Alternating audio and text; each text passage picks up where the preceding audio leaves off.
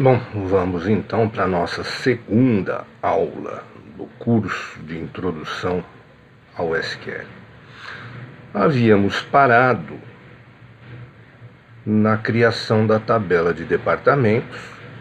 Criamos a tabela de departamentos lá com o campo. Vou passar o caminhão. ID departamento, SN ativo, já falei sobre a função aí, já falei sobre chave primária, chave única, executamos, falei do drop table, né, no caso de ter criado alguma coisa errada, apaga a tabela e cria de novo. Agora vamos detalhar os tipos de dados. Aqui nós usamos int, número inteiro, varchar, bit. Qual é a relação completa ou quase completa dos tipos de dados mais usuais que a gente tem? Então vamos lá. No PDFzinho que a gente tem aí da aula 2, nós temos essa relação de tipos de campo, que são os data types. Bom, para armazenar dados inteiros, número inteiro. Armazenar números inteiros. Que opções nós temos? Big Int, inteiro gigante, ocupa 8 bytes de dados. E o limite de armazenamento, os limites são esses que tem aqui. Como é que fala esse número aqui mesmo? Aqui é milhão, aqui é bilhão, trilhão, quatrilhão, quinquilhão, é isso? Acho que é, né? Então, de menos 9 quinquilhões até mais 9 quinquilhões. Pouco usado, por quê? Porque raramente vamos atingir, numa operação comum, números tão grandes. Tá aí. Se um dia precisar, tá aí. Int, número inteiro de 4 bytes, é o mais usual. Vai de menos 2 bilhões até mais 2 bilhões. Tá? Suficiente para a maioria das situações. Só para vocês terem uma ideia, eu tive fazendo uma continha esses dias aí. Se eu tiver uma tabela com campo identidade, autonumeração, 1, 2, 3, 4, 5, 6, 7 e assim por diante, que receba 50 mil linhas por dia. Então no primeiro dia vai de 1 a 50 mil o código. Segundo dia, 50.001 até 100.000. E assim por diante. Um campo int nessa situação duraria 100 anos. Demoraria 100 anos para estourar. Então é bastante razoável. Small int, o inteiro curto, ocupa apenas 2 bytes de memória e vai de menos 32 mil até mais 32 mil. Tiny int, 1 byte de memória, vai de 0 a 255. E o tipo bit, que nós já usamos, 0 ou 1. Maiores detalhes sobre o tipo bit eu vou dar quando a gente for usar isso de novo na criação de uma tabela. Então ele é o tipo sim ou não, verdadeiro ou falso. Com relação a esses tipos de campo, para número inteiro, eu disse que o Big Int dificilmente vai precisar usar, que o mais comum é o int, mas vamos raciocinar um pouquinho, né? Quando a gente for criar uma tabela, imagine que eu tenha lá uma tabela para armazenar dados pessoais de uma pessoa física, dados de uma pessoa física. E eu tenha um campinho, quantidade de filhos. Quero armazenar a quantidade de filhos que a pessoa tem. Concorda comigo que o tipo int suporta, lógico, mas é exagero. Vai de menos 2 bilhões até mais 2 bilhões. Ninguém tem 2 bilhões de filhos. E muito menos filho negativo. Número de filhos vai de 0 para frente e, 2 bilhões é demais. Mesmo o small int ainda tem o lado negativo, ninguém tem filho negativo, e vai até 32 mil. Então, deixa eu ver uma coisa aqui. Tá. O mais indicado para uma situação como essa, quantidade de filhos, seria tô com sono aí, são 6 horas da manhã, aproveitei que é o horário mais silencioso para poder gravar. Um mais curtinho, de 0 a 255, ninguém tem mais de 255 filhos, tá? Nem o Mr. Catra tinha tudo isso. E não tem o lado negativo. Então, nesse caso, então vale a pena, quando você for criar uma tabela, bom, tal campo é um número inteiro, mas vou precisar de tudo isso, de um int para armazenar, né? Vale a pena pensar nisso. Para armazenar números com casas decimais, a gente viu int, sem casa decimal. Float e real, esquece. Não use, só dá problema de cálculo e de busca por campo desse tipo. Esquece. Quem sabe no outro curso de programação a gente até use float e real para declarar, para criar variáveis de memória.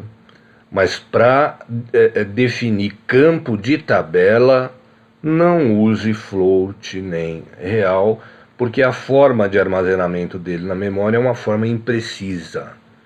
Provoca erro de cálculo e não pode ser indexado, que é um negócio que a gente vai ver mais para frente aí. Os mais usuais para esse tipo de coisa, numeric e decimal, que são sinônimos. Os dois são a mesma coisa, tá? Como é que funciona isso? Bom, primeiro tem aqui o limite, 10 a menos 10 elevado a 38. 10 elevado a 38 é o número 1 seguido de 38 zeros. Cabe coisa pra caramba aí. A precisão de casas depois da vírgula vai depender do que eu coloco aqui, ó. Então eu tenho aqui o t é o total de algarismos que o número possui. Vamos supor que eu crie um campo numeric. Deixa eu diminuir essa letrinha para poder caber aqui. Numeric, tamanho 4 com 2 depois da vírgula. Isso significa que esse número vai ter 4 algarismos no total.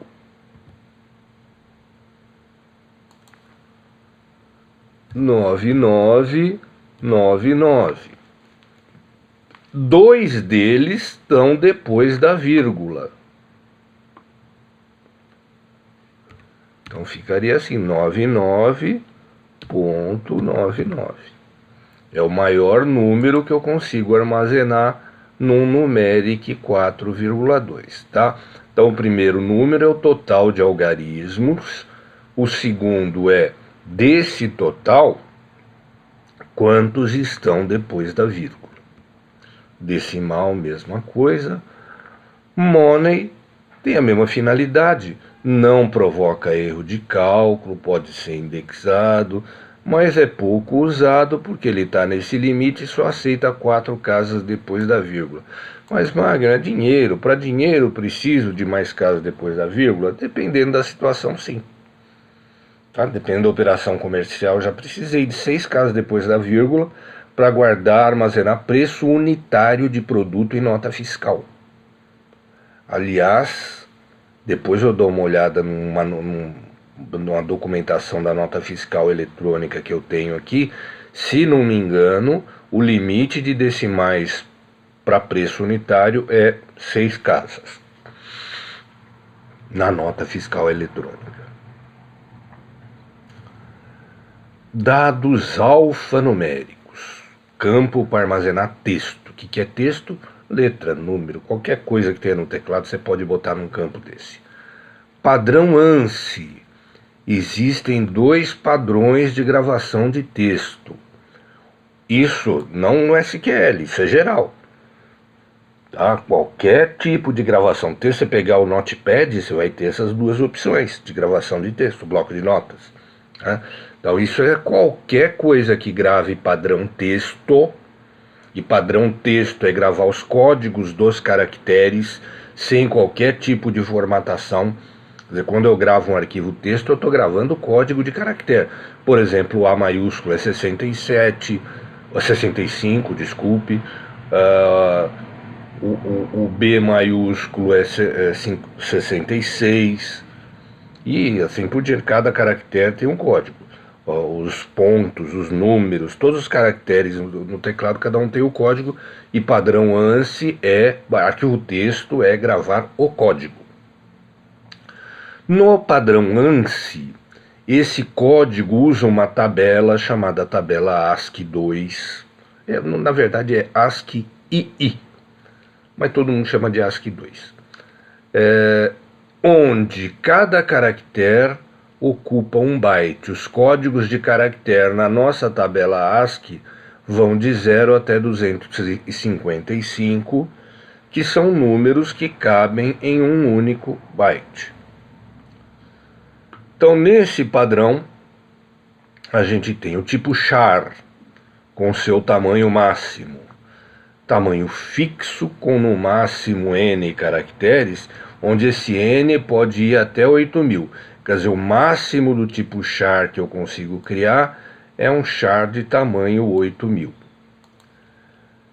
O tipo char sempre ocupará o tamanho máximo.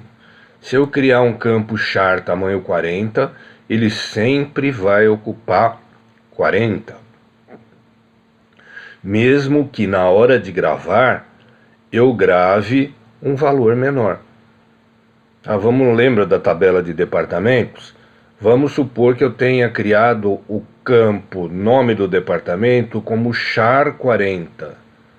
A hora que eu preencher o char 40 lá, com o nome do departamento com, por exemplo, RH, ele vai completar isso com 38 espaços até ficar com tamanho 40, todo jogando fora espaço de armazenamento. Tá? Diferente do varchar, que usa de espaço de armazenamento aquilo que eu colocar como preenchimento. O varchar é semelhante, né? São até 8.000, tamanho máximo em forma aqui, e quando criamos a tabela de departamento, a gente criou varchar 40. Se eu criar um departamento e preencher esse departamento com o nome RH, ele vai ocupar 2 bytes. O resto vai ficar vazio, não vai ocupar mais, não vai preencher com espaço. Limite 8.000, que é um limite bastante generoso. Normalmente, um varchar que a gente cria normal aí, vai até 200, 300, por aí. Text ou varchar max. A palavra max é usado max mesmo, quando for criar, escreve varchar e a palavra max dentro. É um texto enorme, tá? Que pode ter até 2 bilhões de caracteres. Tamanho variável também, ele vai ocupar aquilo que eu usar. E a gente poderia comparar, vamos supor que a gente voltasse no tempo e tivesse aquela fichinha de papel. Tem lá o campo nome, telefone, na fichinha de papel. Aí tem um documento que eu preciso anexar essa ficha. Aí pego esse documento, uma folha de sulfite, uma folha grande com um monte de coisa escrita, e grampeio na fichinha. Tá certo? Então é o campo varchar max ou text. Text é a nomenclatura antiga, provavelmente eles retirem fora essa opção e só vai ficar o varchar max em breve. Tá? Esse tipo de campo eu não posso ordenar por ele, eu não posso, entre aspinha, fazer busca por ele. No campo nome, eu posso procurar na minha tabela todo mundo que tem nome começando por Carlos.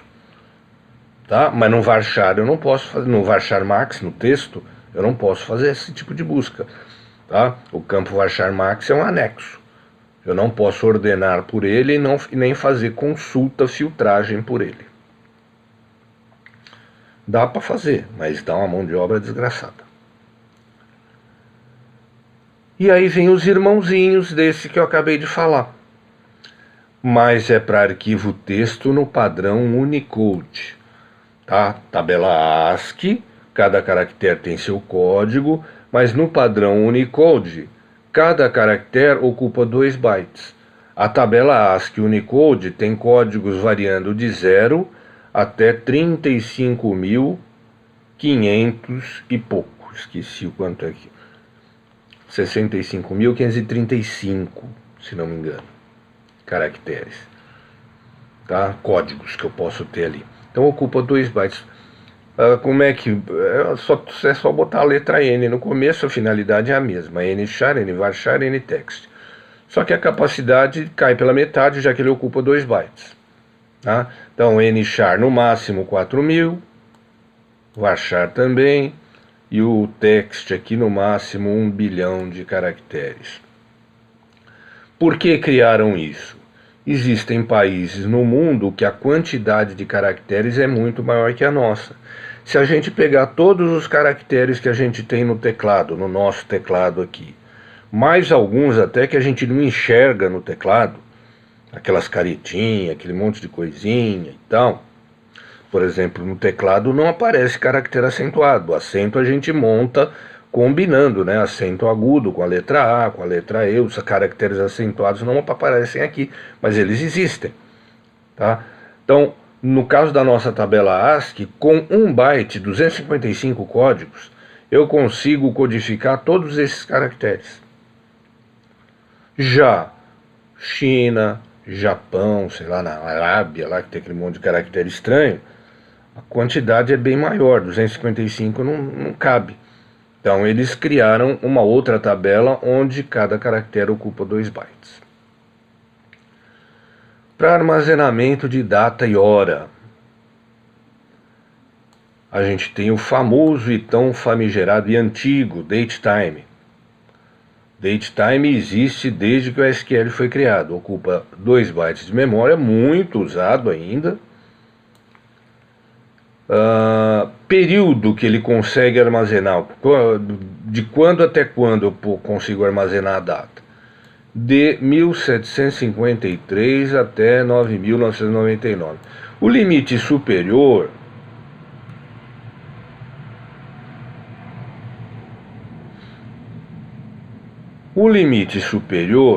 até que é razoável, tá?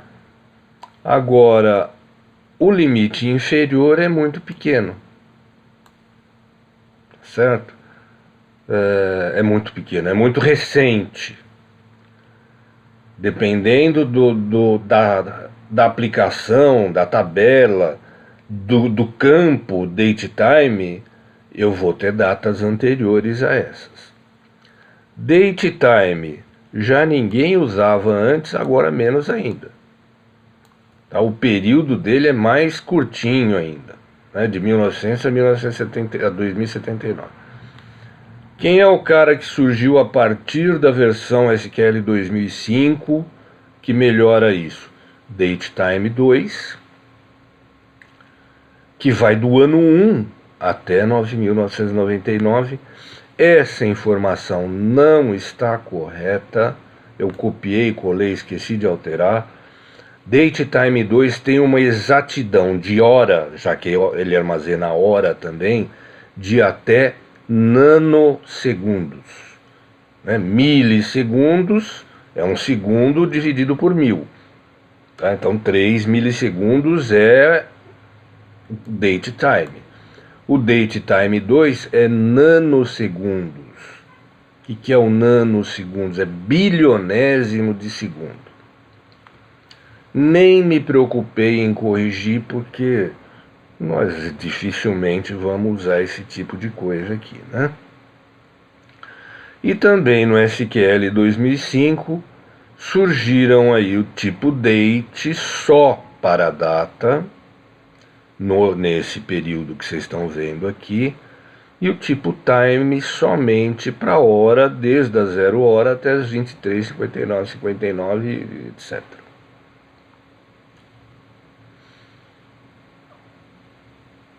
Ok? Então a gente tem essas possibilidades todas na hora de criar os campos de uma tabela. Aqui nesse restante tem um monte de coisa que a gente já fez na aula 1. Fazer os inserts, consultar com select, incluir o departamento 0, já fizemos isso. Testar, burlar a chave única, tentando cadastrar o financeiro de novo. Só que para a gente poder usar isso em exercícios mais para frente, eu não quero ficar digitando um monte de departamentos para a gente ter na tabela, tá certo? Eu vou aqui lá nos arquivos da aula 2. Nos arquivos da aula 2, eu deixei aí um script que tem esse nome aqui, ó. Script parte 2, insert debtors. Então eu vou abrir esse script, eu vou dar um duplo clique nele aqui, ele abriu.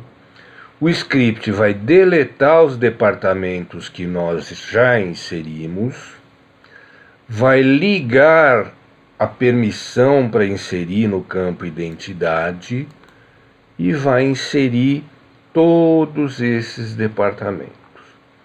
Como eu quero executar esse script tudo de uma vez, não preciso nem selecionar com o mouse, não preciso fazer isso. Se é para executar o script todo, eu não seleciono nada, clico lá no execute ou aperto a tecla F5, pronto. Deletou 5 linhas, que eu tinha 5 linhas aqui, e inseriu mais esse monte de linhas. Tá? Só para conferir, eu vou aqui no final fazer um select,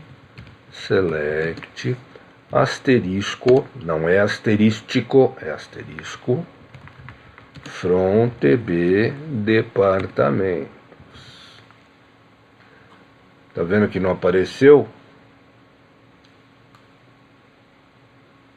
Vamos escrever aqui um use, né?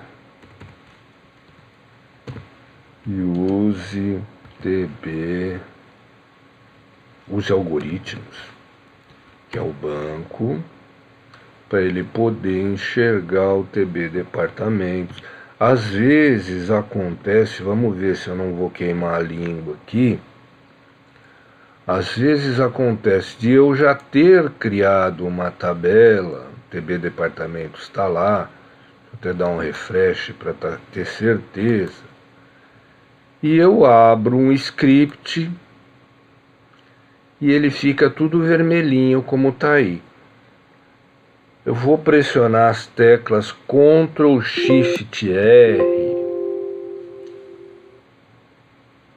e pelo jeito não adiantou nada. Tá, mas esse vermelhinho de vez em quando ele não reconhece TB departamentos, sendo que o TB departamentos existe, tanto é que eu inseri todo esse monte de coisa aí. Tá? Às vezes o IntelliSense fica meio burricense. TB departamentos.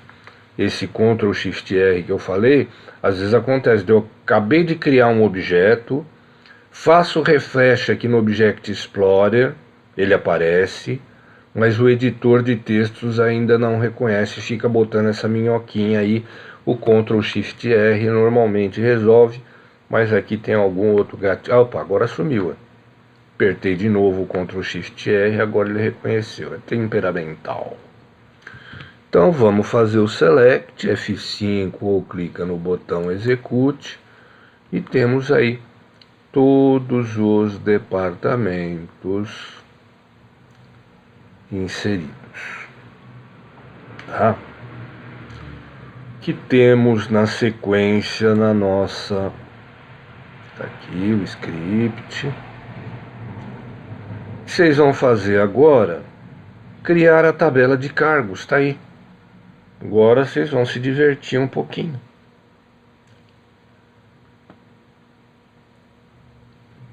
Eu já tenho o script pronto. O script pronto tá aí. É o script parte 2. Tá na aula 2. Tá, mas seria bom vocês tentarem criar sozinhos. Tá? Sei que demora tal, mas esse que eu tô passando tá pronto, não vai dar erro. E dar erro é algo comum. Quando a gente digita, a gente provoca erro e a gente precisa acostumar com isso. De dar erro, a gente lê a mensagem e corrigir o erro. Então eu gostaria que vocês tentassem fazer esse create table que está aqui, digitando manualmente isso. Tá? Pelo menos depois aqui pede para criar a tabela de países. Cria alguns aí, depois confere no script que eu passei, que já está pronto. Repetindo, é o script parte 02. Então aqui já está pronto a tabela de cargos, que vocês vão criar aí por conta de vocês. E lá no PDFzinho, na apostilinha, tá falando o seguinte, vamos ver aqui. Ó, depois que criou a tabela de cargos, abra o script que vocês, obviamente, quem pegou o material, quem comprou o material de apoio, né? Script parte 2, inserte cargos. Deixa eu pegar ele aqui, aula número 2. Inserte cargos, tá aqui.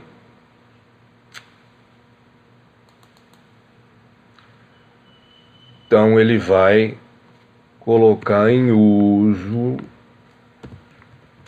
o banco não precisaria pôr o use, tá? Ele já está aqui. O algoritmo já está aqui. Só para o script ficar completinho, né? Use algoritmos. Ctrl Shift R, vamos ver se ele vai me respeitar agora. Como acabamos de... respeitou. Como acabamos de criar a tabela agora, ela está vazia, não precisa deletar nada. Só habilitar a inserção no campo identidade, rodar tudo isso. Tem cargo pra caramba, que eu peguei isso pronto lá de um cliente meu.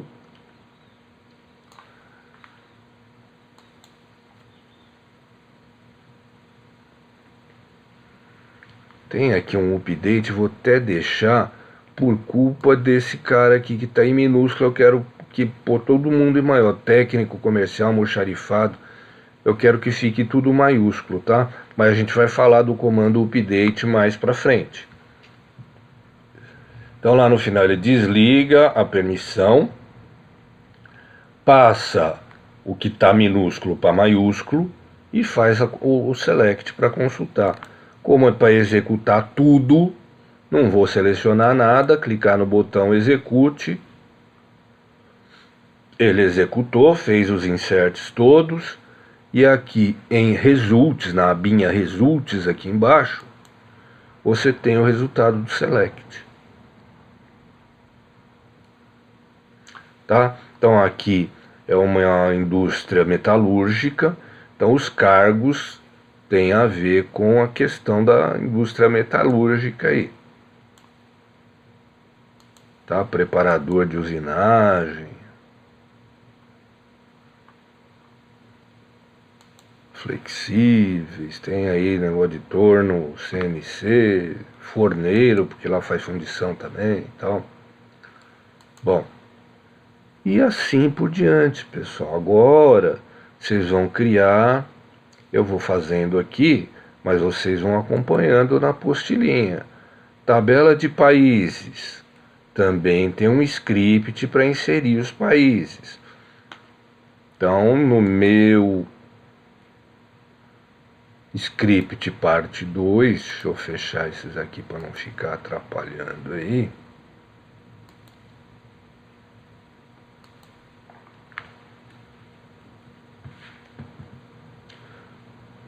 Então, no meu script parte 2 aqui, salvar. Tabela de países, tem o número identificador do país, identidade. Aqui, ó, mudei um pouquinho aqui a criação do identidade, eu pus 0,1. Significa que eu quero começar a numerar do zero, o identidade. Tá? Se eu não puser nada, começa do 1 e incrementa 1. Se eu quiser mudar isso, eu coloco aqui de quanto é para começar e quanto tem que incrementar. Nome do país, código do IBGE. Ah, existe, o IBGE criou uma tabela com um código para cada país, que toda empresa nas suas operações comerciais utiliza. Então vamos criar a tabela de países e lá na nossa apostila pede, abra o script para inserir os países, que é esse aqui. Vou lá na nossa aula 2, você tá com o nosso material de apoio, tá aqui, ó, script, parte 2, inserte países. Tá? Liga a permissão para inserir, vamos ver lá no final, tem país pra caramba. Vamos ver se eu botei um select lá no fim. Coloquei um select lá no fim. É para executar tudo, então não vou selecionar nada. F5. Atenção para fazer o corte. COD país IBGE.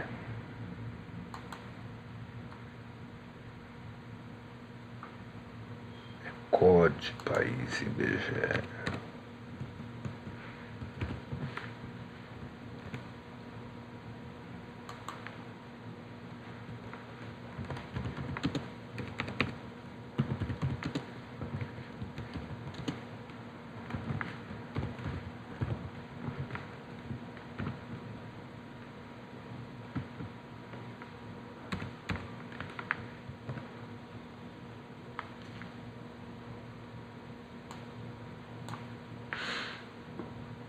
Então, tabela de países, como eu estou falando aqui, né? Então, tenho lá o ID país, então, o código do país, de acordo com o IBGE. Existe uma tabela de países criada no IBGE, onde cada país tem um código. E os outros campos a gente já está acostumado a usar, não quero duplicar o nome do país. Então, vamos criar a tabela de países. Executa. Deixa eu só conferir aqui. COD, país IBGE, muito bem. E agora vamos inserir os países. Né? A gente tem o scriptzinho aí, que é o script parte 2, insert países, que eu vou abrir aqui, lá no final já tem um select. Então todos os países estão aí, não sei quantos, já a gente vê.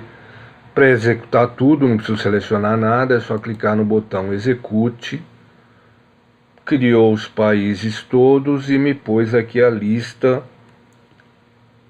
Foram 246 países, ou melhor, acho que 245, porque o primeiro é o não cadastrado, né, que eu costumo ter em todas as tabelas. Cadê o Brasil? Olha o Brasil aí, ó. 1058 é o código que o IBGE deu para o Brasil. Nuestros hermanos, cadê? Argentina, tá aqui, 639, e assim vai. Prosseguindo no nosso script, unidades da federação. os estados do Brasil, o ID do estado, autonumeração, o nome do estado São Paulo, Mato Grosso do Sul, Mato Grosso, Pernambuco, o F é só a sigla, código da UF no IBGE. Então vamos criar a tabela de UFs, execute, criou a tabela, e lá na nossa apostilinha, tabela de UFs, abra o script, inserte UFs, para inserir todas as UFs já, municípios, UFs, está aqui o script, parte 2, inserte UFs. Desde o zero, não cadastrado, todas elas, lá no final já tem um selectinho para a gente consultar, manda executar. Então tá aí, são 29 linhas, mas de UFs aí deve ter 27. Porque tem o não cadastrado, e lá no fim tem o exterior. Então quando eu cadastrar alguém que é do exterior, vai estar lá o código do país desse cara, mas eu não vou criar tabela para o F do estado do país dos caras, senão estou perdido. Tá? Então vai ser simplesmente, quando eu for preencher o F, vai ser exterior código 99.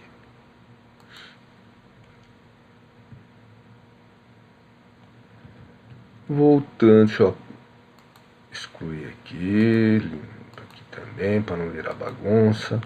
Tabela de municípios. O que temos aí? O ID município, nome do município, o ID da UF desse município.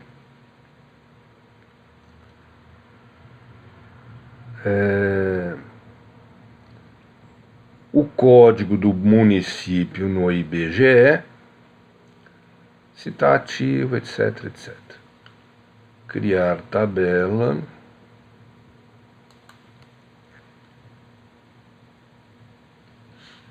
Execute. E lá na apostilinha, no município também, abrir o script para inserir municípios. Cadê ele? Está lá na nossa pasta, inserir municípios, está aqui, inserte municípios. Tem 5.000 e tralalá, daqui a pouco a gente vê. Já tem um select lá no fim. Vamos mandar inserir todos esses municípios de uma vez. Agora vai demorar um pouquinho para fazer esse monte de inserts. Pronto. Aqui em Results, 5.567, tirando o não cadastrado, 5.566. E aqui nessa tabela os nomes dos municípios estão acentuados, o que pode dificultar a nossa consulta de não Chã Preta aqui, Colônia, mas em breve, embora seja até um assunto do módulo de programação, eu vou ver se eu instalo no banco de dados final, depois que a gente vai usar, uma funçãozinha para desconsiderar acento. Aí quando eu for fazer a busca, eu sei lá se o raio do nome tá, por exemplo aqui, ó, Jundiá, sei lá se tá com acento ou não, então eu vou poder fazer a consulta. Eu quero procurar todo mundo de Jundiá. Eu vou usar essa função que desconsidera acento e vou pôr o nome sem acento para ele encontrar tudo que está nesse município, às vezes nem é município, nome de pessoa, etc.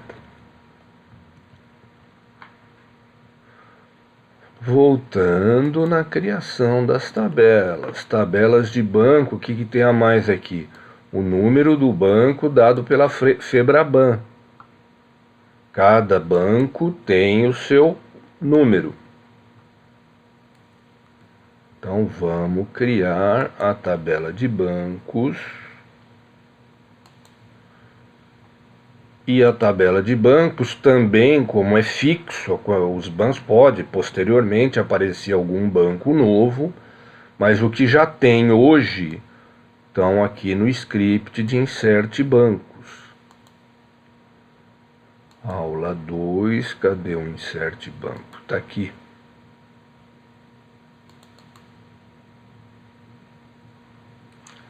Então vai inserir esse monte de banco, lá no final já tem um select para a gente conferir, executa, tá aí. São 85 bancos, ou melhor 84, porque tem o não cadastrado aqui, 83 porque tem esse dinheiro, caixa interno. Então tem alguma operação que eu não faço, não fiz via banco, eu ponho lá que é dinheiro, caixa interno. Depois, tabela de contatos que eu tenho em cada pessoa, empresa, cada pessoa física ou jurídica. Então, o que tem aqui? O ID da linha da pessoa, o ID da pessoa empresa, que eu não criei essa tabela ainda. Então, a tabela que armazena pessoas físicas e jurídicas vai ter um ID, que é esse aí. Tá? Que eu coloco aqui para saber esse contato de que pessoa é.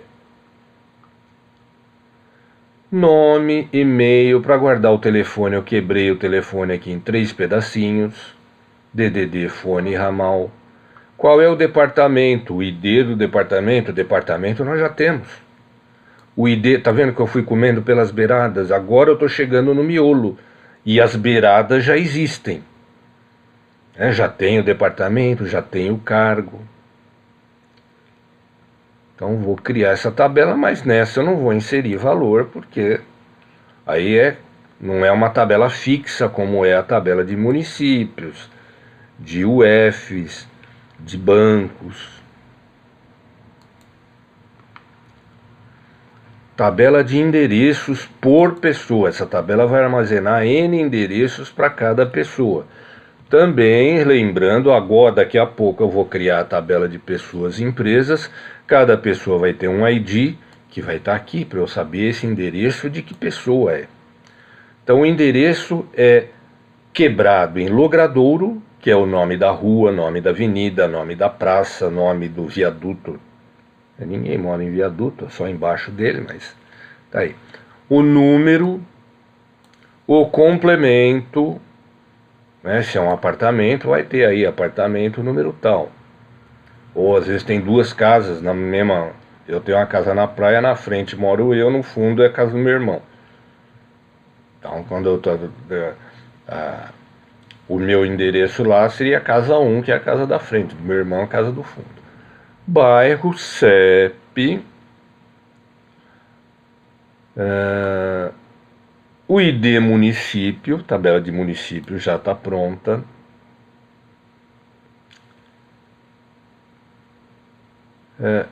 SN ativo e o resto aí a gente já falei sobre isso. Então, pessoas, empresas, endereços. Também não vou preencher essa tabela, isso aí vai ser preenchido depois. Cria. Contas correntes, N contas para cada pessoa. Qual pessoa é dona da conta? Não criei essa tabela ainda, ela é a última. Como eu disse, estamos vindo das beiradas para o miolo. Qual é o banco? O banco nós já temos. Número da conta corrente, número da agência, nome da agência, telefone, fax da agência, nome do gerente, e-mail. Se tem cheque especial, qual é o limite, a data de validade do cheque especial e o finalzinho que a gente que já é tradicional, do ativo, data inclusão, etc. Então, criando a tabela de contas correntes. E, finalmente, a tabela pessoas e empresas, onde eu vou ter o ID da pessoa e empresa, campo identidade, o nome fantasia, tipo de pessoa física ou jurídica. Aqui eu estou indicando isso no comentário, mas por enquanto não há nenhuma restrição com relação a esse campo. Char1 aceita qualquer caractere. Então, por enquanto, se eu preencher aqui o tipo de pessoa com a letra A, B, C, D, ele vai aceitar. Mais adiante nós vamos restringir isso. Campo para armazenar o CNPJ ou CPF, dependendo do tipo de pessoa. Para armazenar inscrição estadual ou RG, dependendo do tipo de pessoa. O endereço principal, pode ter mais de um, mas aqui é o principal, é aquele que está na Receita Federal, que raio de pá para PJ. Então, logradouro, já falei dele, número complementa o bairro, CEP, ID município, ID país. Aqui eu vou fazer o seguinte: ID município, a tabela de qual município é e qual é o país. De que estado? Qual o F dessa pessoa? Se eu for lá na tabela de municípios, eu acho o município e lá tem o ID UF, e pelo ID UF eu vou na tabela de UFs e descubro qual é o UF.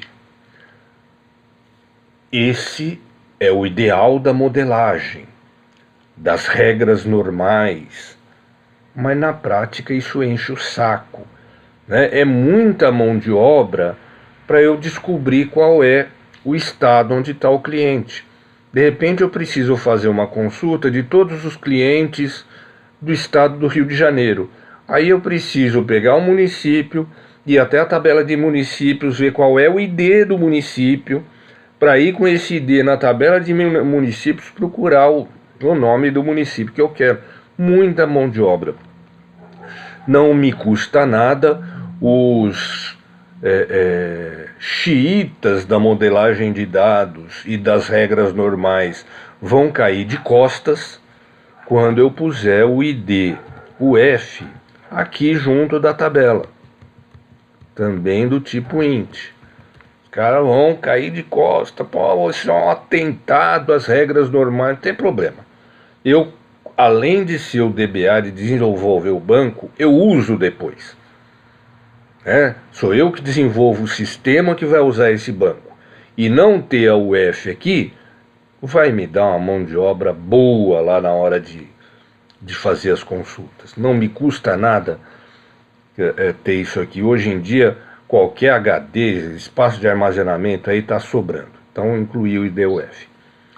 Fone, varchar 40. Por que aqui eu não coloquei o fone como eu coloquei aqui na tabela de contatos? Cadê? Aqui, ó. DDD, fone e ramal. Por que eu não fiz dessa forma?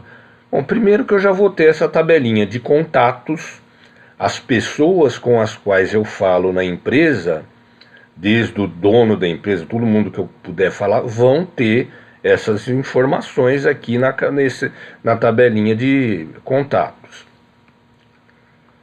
Na tabela de pessoas e empresas, o fone está desse jeito pelo seguinte: quando eu registro uma empresa na Receita Federal, eu tenho que colocar um endereço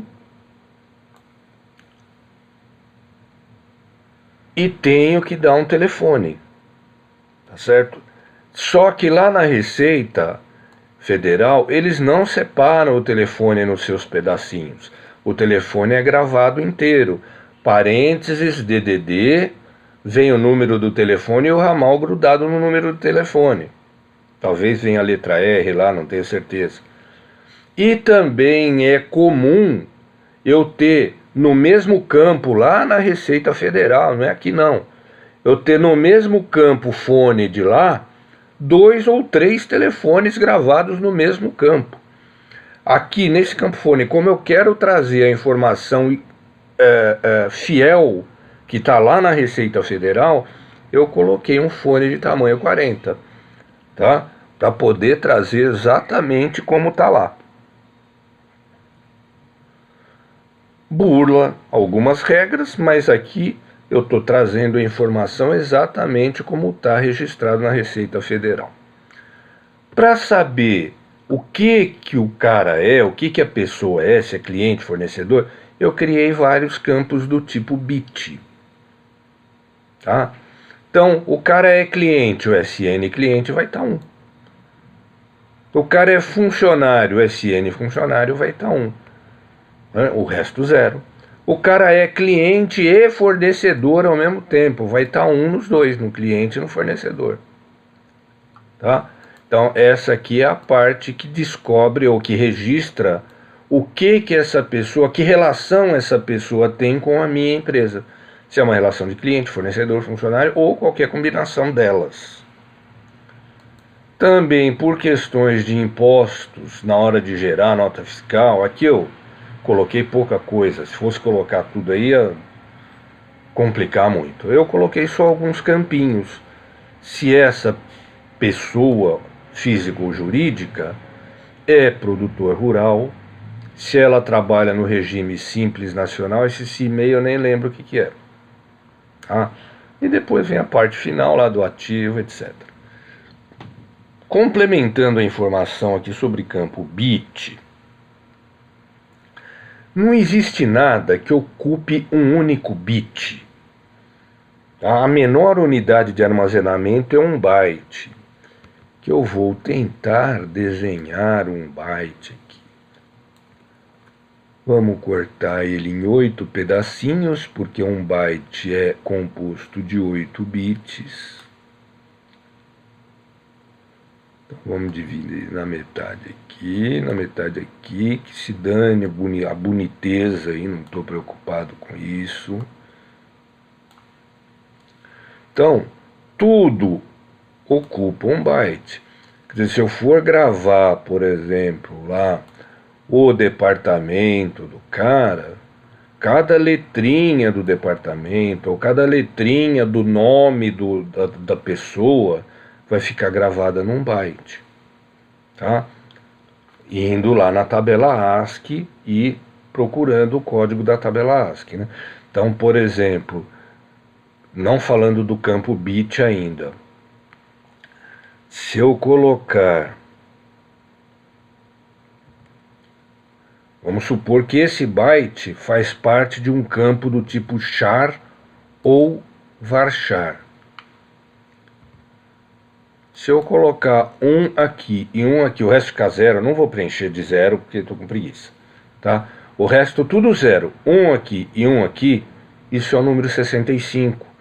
Aqui está em binário, mas isso vai formar um número 65 em decimal, que é o código da letra A. No caso do campo do tipo bit, essa tabela possui vários campos do tipo bit. Então vamos supor que o bit ocupa um bit só, mas o bit faz parte do byte. Então como é que ele trabalha? Vamos supor que o cara é cliente. Então ele vai pôr 1 aqui nesse primeiro bit. O cara é cliente. O cara não é fornecedor. Ele vai pôr aqui 0, ele não é fornecedor. O cara é funcionário, além de ser cliente meu, ele trabalha na minha empresa, ele é funcionário. Então aqui vai estar 1 indicando que ele é funcionário. Ele não é transportadora, vai estar 0 aqui. Ele não é 0, não é a O. Ele não é representante de vendas, poderia ser também. Mas cliente e representante não combina muito. Não é representante, não é outro. Esse negócio dessas posições, o SQL se vira, ele gerencia tudo, né? O primeiro campo é o primeiro bit, o segundo campo é o segundo bit, e assim por diante. Produtor rural, o cara não é produtor rural, vem aqui. O cara é Simples Nacional. Aliás, ele não era produtor rural, né? Então aqui era 0. Aqui era 0 e não 1. E ficou sobrando esse, que não coube aí. Aí vai aparecer um outro byte, onde ele vai pôr no primeiro bit o número 1 ou o número 0 desse outro campinho. Tá? Então isso economiza informação. Por exemplo, eu no meu sistema uso um banco de dados chamado Firebird. O Firebird não tem campo do tipo bit. Se eu quiser criar, como criei, SN cliente, SN fornecedor lá no Firebird, eu tenho que criar cada um desses campos como sendo do tipo char tamanho 1. Para quê? Para armazenar a letra S de sim, ou a letra N de não, ou o caractere 0, ou o caractere 1, tá? Não o número, aqui é o número, não o caractere. Então, para armazenar a letra S, eu ocupo 1 byte. Para armazenar o código do caractere 0, eu ocupo 1 byte. Tá? Então, para criar isso lá no Firebird, eu ocuparia 1, 2, 3, 4, 5, 6, 7, 8, 9 bytes. Aqui no SQL Server, eu vou ocupar 2. Só 1 byte deu para guardar quase todos eles, porque ele usa 1 bit para cada campo. Tá? Então essa é a vantagem de usar o campo bit. Já nem lembro se eu criei a tabela.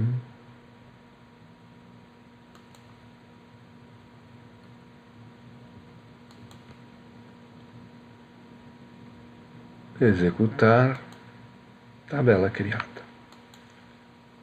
Tá certo? Também essa tabela vai ser preenchida depois através de um sistema, etc. Exercícios, agora é com vocês. O vídeo eu vou encerrar aqui e vocês vão criar essas 3 tabelinhas. E quando eu retomar na próxima aula, eu já mostro a estrutura dessas tabelinhas que vocês vão criar agora, tá? Então encerramos aqui a nossa aula número 2. Então até o próximo vídeo. Aguardo vocês.